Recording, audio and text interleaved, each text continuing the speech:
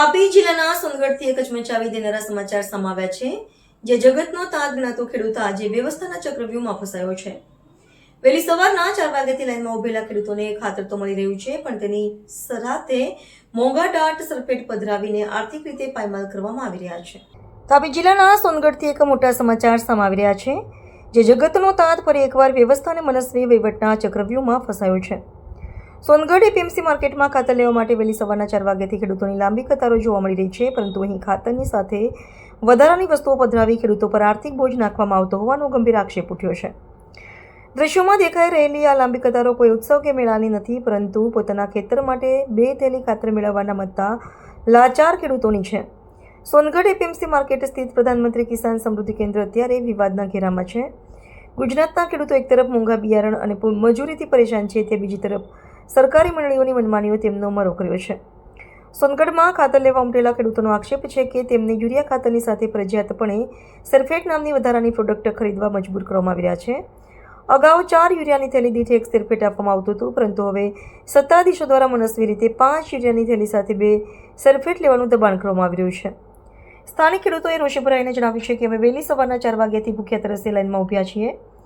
એક સલ્ફેટની કિંમત અંદાજે 550 રૂપિયા છે. જો અમારે ફરજિયાત 2 સલ્ફેટ લેવા પડે તો સીધો 1100 રૂપિયાનો વધારાનો આર્થિક ફટકો પડે છે. સામાન્ય ખેડૂત આટલા રૂપિયા ક્યાંથી લાવે? અમે ખાતર લેવા આવ્યા છીએ કે આ મોંઘા ડાટ સલ્ફેટ? સરકાર એક તરફ ખેડૂતોની આવક બમણી કરવાની જાહેરાત કરે છે, પરંતુ જમીની હકીકત કંઈક અલગ જ છે. કિસાન સમૃદ્ધિ કેન્દ્રો પર જ ખેડૂતોને બિનજરૂરી વસ્તુઓ પધરાવી આર્થિક રીતે પાયમાલ કરવામાં આવી રહ્યા હોય તેવું ચિત્ર સ્પષ્ટ દેખાય છે. શું તંત્ર મનસ્વી વહીવટ સામે લાલાક કરશે? શું ખેડૂતોને વધારાના આર્થિક બોજમાંથી મુક્તિ મળશે? વહેલી સવારથી જ કતારોમાં ઉભેલા વૃદ્ધ અને મધ્યમવર્ગીય ખેડૂતોના સવાલના જવાબ કોણ આપશે? હવે જોવાનું એ રહી છે કે જિલ્લા વહીવટીતંત્ર આ બાબતે તપાસના આદેશ આપે છે કે પછી જગતનો તાત આમ જ શોષણનો ભોગ બનતો રહેશે. સુલેમાન કયા ગામ છે? મોટી ઘરમાં શું સમસ્યા થઈ છે તમને?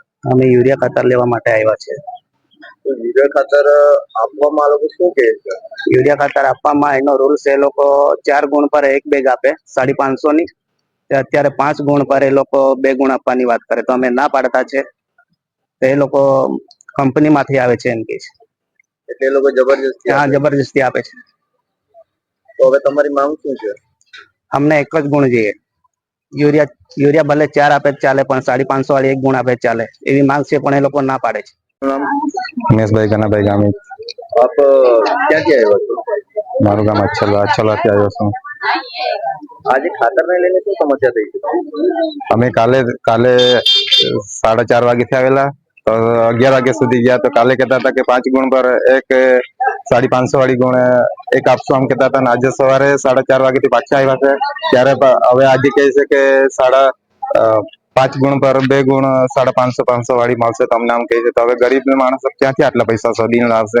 અમે તો મજદૂરી કરવા વાળા છે, કેમ કે દરરોજ મજદૂરી કરીએ ત્યાર પછી હવે ખાતર માટે અમે પૈસા ભેગા કર્યા છે. તો હવે આટલા પૈસા અમે 1100 1150 ત્યાં હવે કાથી કાઢીએ અમે પૈસા? તો અમારી માંગ છે કે 5 ગુણ પર 1 જ ગુણ 550 વાળી આપે તો અમને સારું. આવું અમારી માંગ છે. જે પહેલા તમને લેતા હતા તો કાયમી ધોરણે તમને 4 પર 1 જ બેગ આપતા હતા? પહેલા 4 પર 1 આપતા હતા, હવે તો 5 પર 2 કરી દીધી આ લોકોએ. તો કેવી રીતના?